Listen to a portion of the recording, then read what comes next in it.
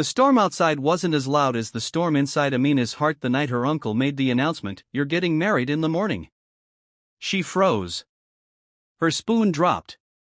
Her world spun. But what shattered her completely was the name that followed. To that beggar boy, the one who sleeps by the old market. At that moment, Amina felt her life collapsing. As an orphan, she had always been treated like a burden, fed last, spoken to harshly, blamed for everything. But this?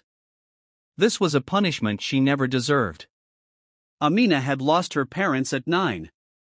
Since then, she lived with her father's brother, who cared more about money and reputation than the little girl who cried herself to sleep in the storeroom behind the kitchen. She grew into a gentle, graceful young woman, but her uncle only saw her as a responsibility he wanted gone. His wife, jealous and cruel, would whisper, "Get her married to anyone. She's nothing, an orphan." So when a wealthy relative offered money to marry off Amina just to clear family shame, her uncle agreed instantly. The catch? The groom was rumored to be a nobody. A beggar. A stray.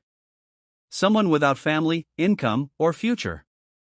The wedding was silent and shameful. No music. No smiles. Just the sound of Amina's quiet sobs. The groom stood humbly, clothes worn, eyes lowered. His name was Zaid. But beneath the dust on his clothes, there was something in his eyes, dignity. Kindness. And a calm strength that confused Amina. She expected anger. Or arrogance. But instead, after the ceremony, he simply said, "I know you didn't choose this. But I promise you, I will not hurt you." It was the first gentle sentence she'd heard in years. Everyone believed he was a beggar. A nobody. But Amina soon discovered the truth. Zaid wasn't homeless. He wasn't poor. He wasn't even a beggar. He chose to live simply, helping the poor around the marketplace, bringing food, medicine, and hope. He had run away from a toxic, rich family empire after his father and brothers betrayed their workers, stealing wages and destroying livelihoods. Zaid refused to be part of corruption and left with nothing but his principles. He hid his identity because character matters more than wealth. But Amina didn't know any of this yet. After the forced marriage, Amina expected misery. But Zaid treated her with gentleness. He gave her his only blanket. He bought her bread with whatever little he earned doing small jobs. He respected her silence, her fear, her tears. For the first time, Amina felt safe. Still, hunger was real. Cold nights were real. People's judgments were cruel. But they faced everything together. And slowly, she started seeing Zaid differently, not as a beggar, but as a man with a heart richer than any king. A week later, her uncle appeared at the market, furious. "Where is she?" "Amina. Your husband is useless. I want you back."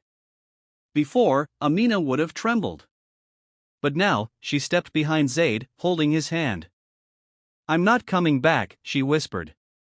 Her voice didn't shake. Her uncle slapped Zaid. Called him trash. Tried dragging Amina home. And that's when Zaid finally revealed a part of his truth. Not in anger. Not in pride. He simply called a number on his old phone. Minutes later, 2 black SUVs arrived. Guards stepped out. Everyone froze, including Amina. The men bowed respectfully. "Sir, the jet is ready." Her uncle's face drained of color. Amina stared at Zaid, stunned. He sighed. "I never wanted to live with wealth gained from injustice. But for your safety, I can't stay hidden anymore." Her uncle stuttered. Who are you?" Zaid answered quietly. "The rightful heir to Malik Industries." Amina's heart pounded. She had married a man the world thought was a beggar. But he was a billionaire's son who rejected luxury for humanity. Zaid looked at Amina gently and said, "I only want one thing. A chance to give you the life you deserve." They flew back, not to show off, not to shock the world, but because Zaid wanted to protect her from the toxic family that had thrown her away. Amina took her seat beside him, trembling with disbelief.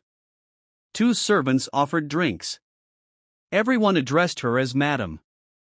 Her entire life had changed in 7 days. She whispered, "I don't need wealth, Zaid. I only want your kindness." He smiled softly. "And I only want your trust." Amina rested her head on his shoulder, the same shoulder people once mocked as belonging to a beggar.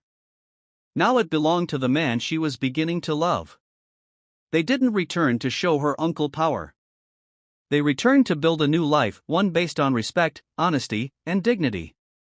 Amina opened a charity for orphans. Zaid rebuilt his family business ethically. Together, they became symbols of hope. People whispered their story for years. The orphan girl forced into a marriage, who found love, respect, and a private jet 7 days later. But Amina always said the truth was simpler. "I didn't marry a beggar.